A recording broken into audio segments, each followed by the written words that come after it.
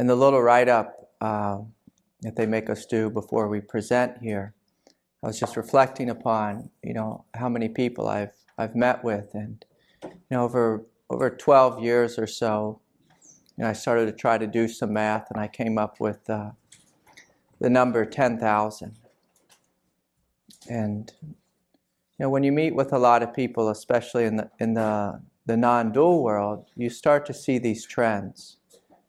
And the big trend that I was seeing in the beginning of my practice was everyone wanted to come in, and they either wanted to just wake up real quick and transcend everything, have that Eckhart Tolle moment, and then act like they don't exist. So they wanted to come to me to have that happen, or to tell me that it happened to them so that I would validate it, which is a beautiful thing, if you're experiencing that, to have it validated. But then people started to ask me, they said, Craig, I had this wonderful experience, but I have these children, or I have this wife, or I have this husband, or I have this addiction, I have a struggle. And very much this is what Kent was speaking about before me, is that we have this movement of evolution that's happening within our life.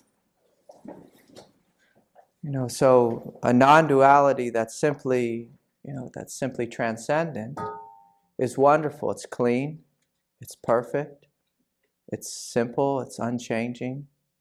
There's no danger in that. But we live in an evolutionary world. And when we live in an evolutionary world, there's kids, like sometimes I get out of bed and I step on Legos and I scream. I say, what the hell? What is this, And so what would the perfected Buddha, who lives in a total state of calm and peace, when he walks out of bed and, steps on a Lego, what does he say? Does he say, what the hell? Or does he stay in total, absolute, perfected peace? I'd like to meet him. I'd like to throw the Legos under his feet and see what happens. And so I started to have this funny experience after meeting with many teachers in the beginning, and I noticed their experience. I noticed how they sat when they were teaching satsang. But my question was, what did their wife think of them? Or did they still float on that cloud? When they were at home with their wife, or with their dying mother, or their mother-in-law who was driving them crazy. And so after a period of time, I didn't have to wonder anymore, because their students were coming to me saying, hey, my teacher did this and did that thing, and this inappropriate thing and that inappropriate thing. And I began to realize that many of these non-dual giants, that they were human like me. They were human just like me. When I studied the Bible and looked at Christ, and I noticed there was a couple moments when he lost his cool, when he walked into a temple and took his arms under a table and just threw it over.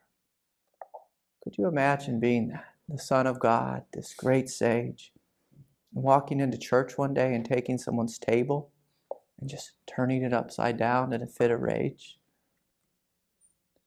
And so I became very, very interested in what does it mean to be human? What does it truly mean to be free in this world?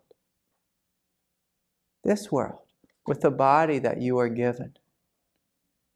And oftentimes I joke because I come from a long line of Irish alcoholics. I was given the body of an alcoholic. Sometimes I still crave alcohol, but God gave me this wonderful thing, an allergy, so I can't drink alcohol. It's a very bizarre thing, to sit back and to witness this, to witness the craving for something that the body can't even accept, can't even take. But to notice these things within oneself Oftentimes in the beginning when we're sold non-duality, we're sold these states of perfection. These absolute states of perfected freedom. But when it's 2 a.m. and your child is screaming, can you get up? Can you hold that child? Can you love that child? Can you breathe this peace down into the child? Can you breathe it into your own humanity when your father dies or your mother dies?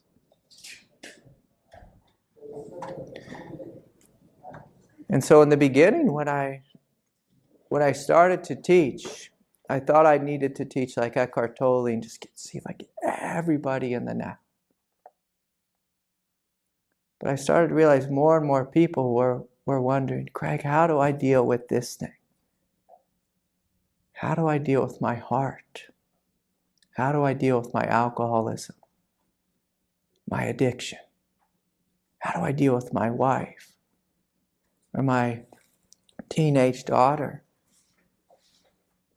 with an eating disorder?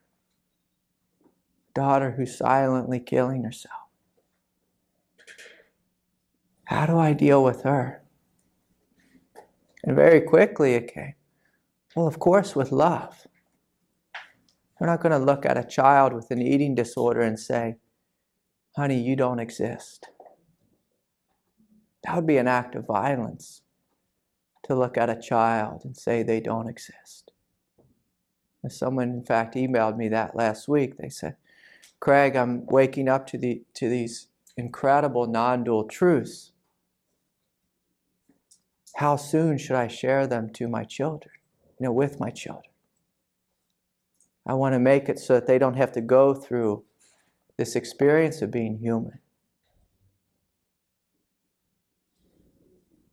Like if you want to really screw someone up, you should teach children non-duality. It's like, you don't exist. They're right in the movement of development. And that development is necessary. They need to go through. They need to evolve through. That's the intelligence. That's the intelligence of God. The great Sri Aurobindo, he spoke about God the Father being the vast, spacious emptiness. And then God the Mother is the movement into form, the movement of evolution. He said, to truly be awake in the world, we must know both. Not one, but both. And see, there's great shadows in each. We can go to non-dual perfection and act like we don't exist. And then I've met individuals who've done that to the point of ending up homeless or in a psych ward or sleeping with all their students, while teaching this and creating great pain in a community. But that would be, the great shadow of it.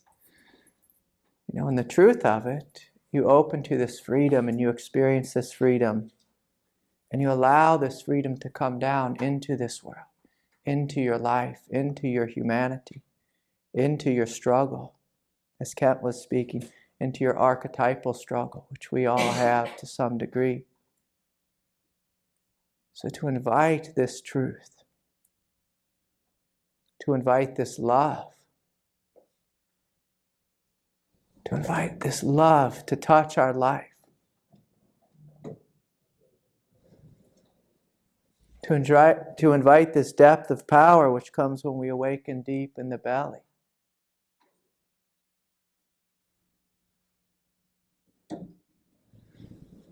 And so in order to have the full experience of awakening, which of course is never ending.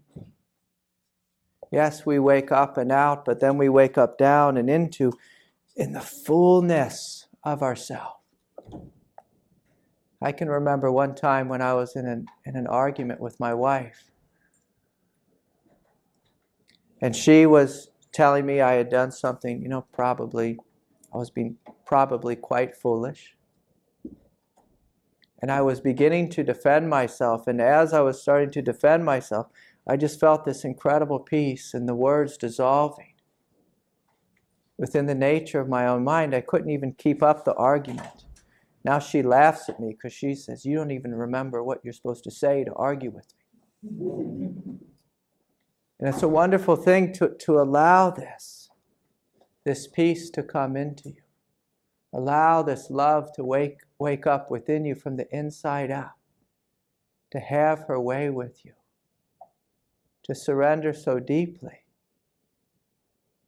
that this change happens in your body, in your psyche, in your mind, in your relationships, and how you treat the planet.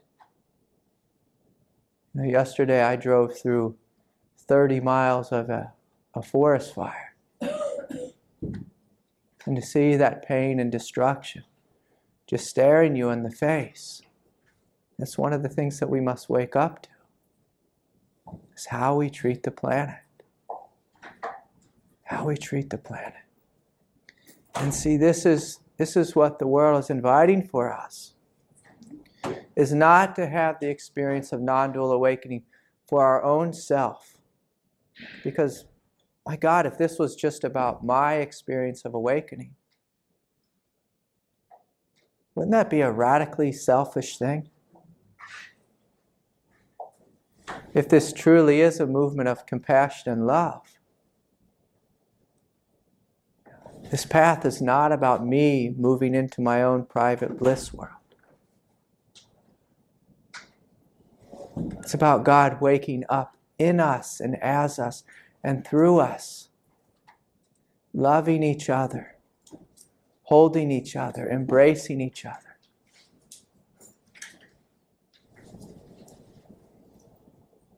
And so this is the great union of the masculine and the feminine. You wake up to the peace, you wake up to the love.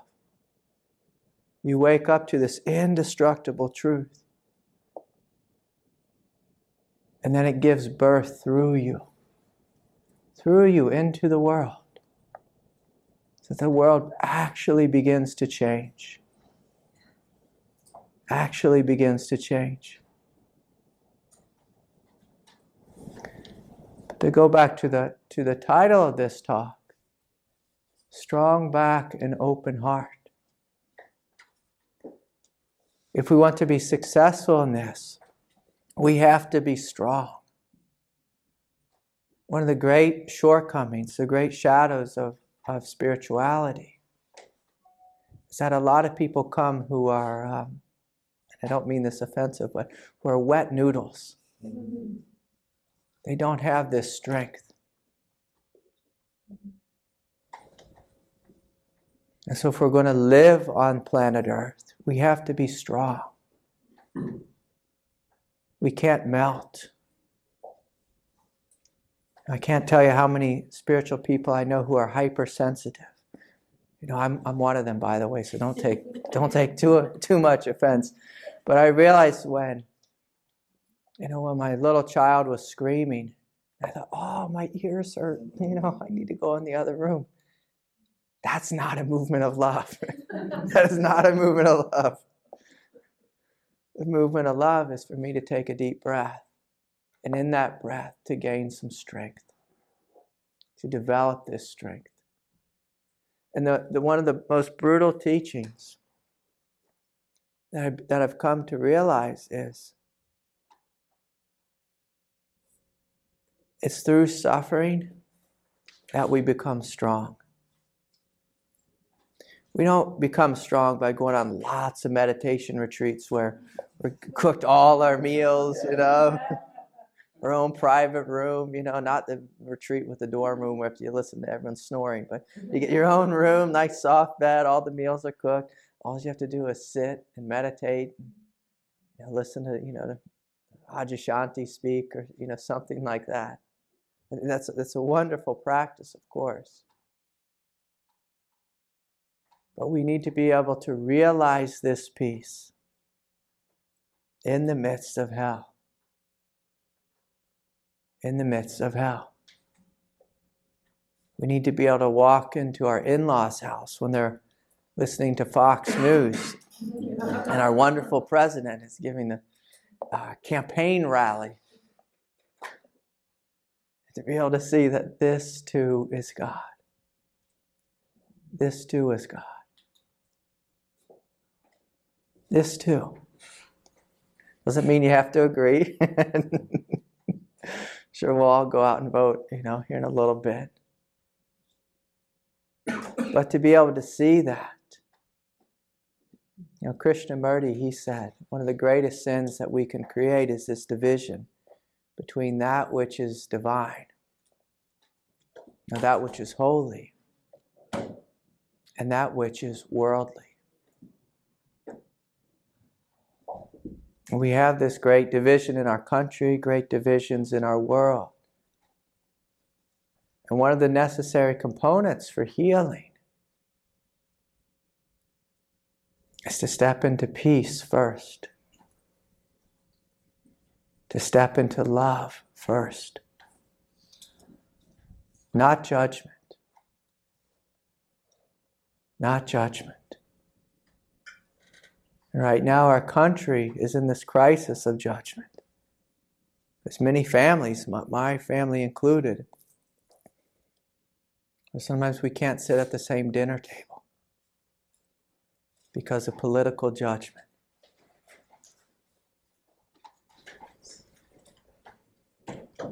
And so the great invitation here is, if we want to develop this strong back, if we want to develop an open heart, we have to learn.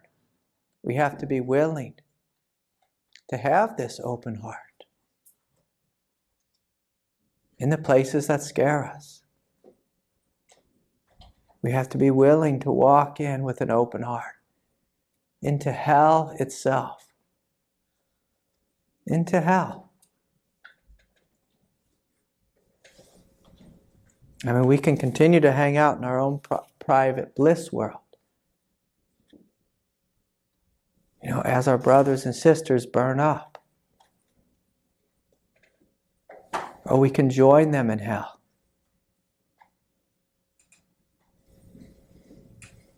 The Buddha said he wanted to find the way out of suffering. But so often in life, I'm trying to find my way back into it.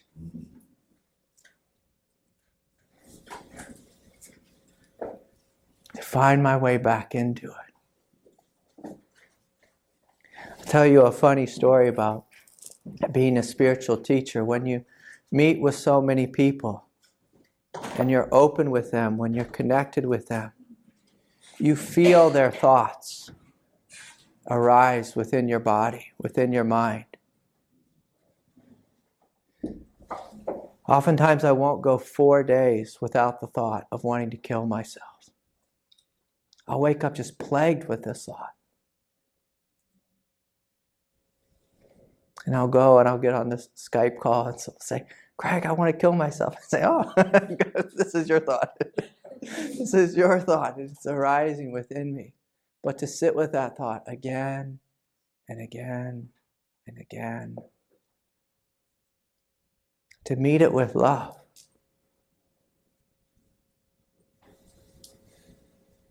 Eternally. This is what it means to have a strong back. You love again and again and again. Whether it's yours or your neighbor's. And we're all one, isn't that the truth? But if I'm simply wanting to clear my consciousness and go hide out in the mountains, I have beautiful mountains right behind my home.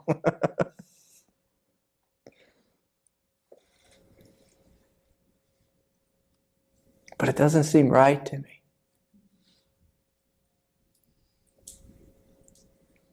And so we need people who are courageous, who are not wet noodles, who are not waiting for their guru.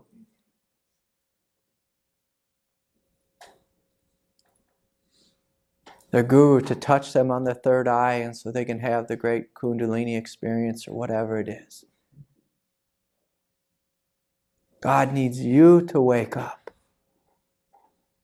to her truth in you as you. In you as you.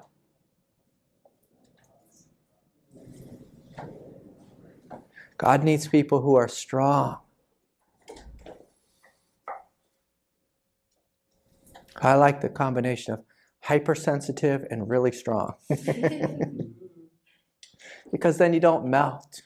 You don't have to go into a room and melt or hide.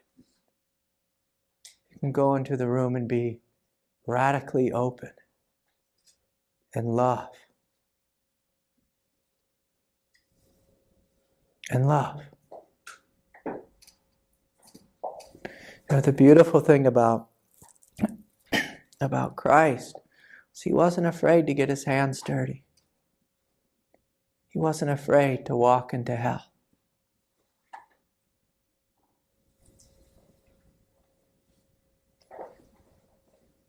Now this is the quality of the belly opening. Walking directly into fear and discovering fearlessness. And so there's vast, spacious awareness. That's beautiful. Big, open heart. And then there's fearlessness.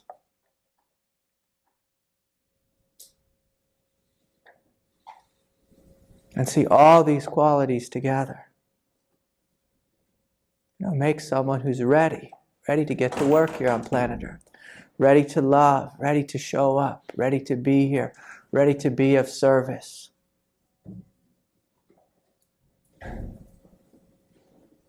But within each of the realizations, there's also a corresponding shadow.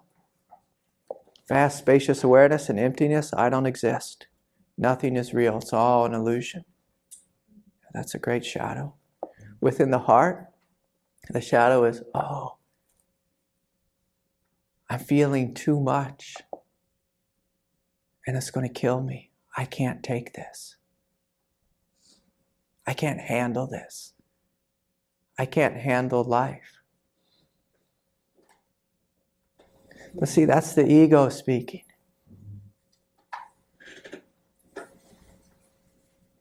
And it's true, the ego can't handle it. But if you take a deep breath, go a little deeper, you notice, oh, nothing ever really kills me. And even when we're all dead, I'll see you there. I'll see you there. But as we come down into the belly and embrace fear, there's a great freedom there. The freedom to love, the freedom to incarnate fully. A lot of individuals are trying to get off the wheel of samsara. They're trying to get off at the top and just go right up into heaven. What if we got off down at the bottom and incarnated fully here? And said, yes, I'm willing to love my brothers and sisters. I'm willing to love myself first. How about that? Huh? A lot of people could just learn that, to love themselves. To see themselves in the brothers and sisters. To love the planet, to love our animals.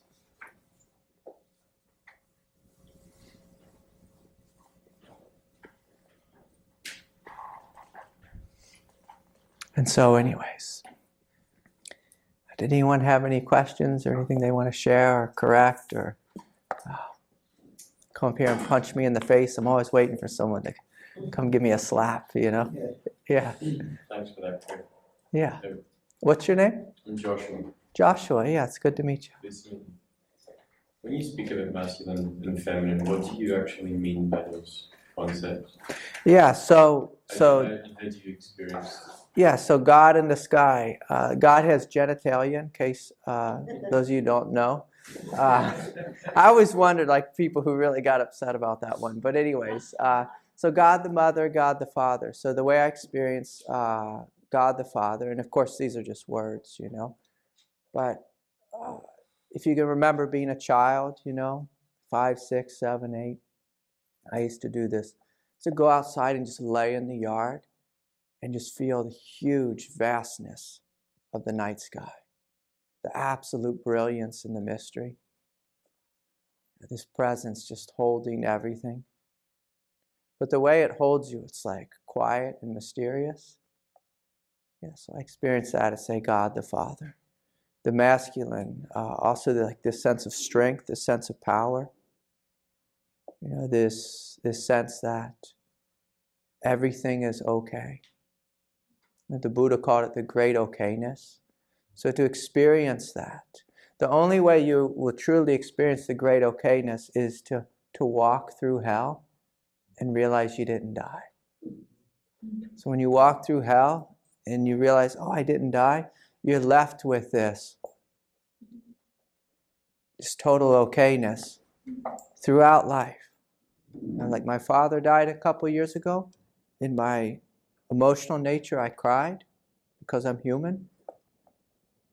But there was also a sense of, it's totally okay. Like if I die tonight or tomorrow, totally okay. So that would be what I call the masculine. And then the feminine is this overwhelming love, this willingness to fully incarnate. And so you experience it as love. It's like a fearless fire, this desire to live fully, desire to give. Like if you ever hang out with a mother, they're living saints. Child cries, they drop everything and go right to the child. No thought. And so experientially, also with the mother, as I walk around, and if you have your chakras open, you'll feel this descent of grace, this descent of love, coming into this vast, spacious presence that you are. You know, Aurobindo spoke about that often. Not many people do this. It's really bizarre to me, but it's one of the first teachings my teacher gave me. Craig, open your crown, open your heart, and receive. And there's this flow of divinity that simply wants to pour into you, to love you, to hold you, to embrace you, to awaken every cell in your body. I mean, it's radically incredible. Sometimes I talk about it with non-dual people. They think I'm crazy. I'm like, you're missing out on the greatest thing, the greatest experience there is. It's a vast, spacious peace, but flooded with grace, with light and love. And so, yeah, it's not just words. You know, sometimes I'll walk around and, you know, she'll come into me so intensely that I'll just have to go lay down, or she'll leave me speechless or in some strange samadhi state for hours. It can be really inconvenient as well, but it's incredible. You know, and the sad thing is, you know, it's like she's here and she wants access into you. And most people are just like, nope, I got this thing figured out.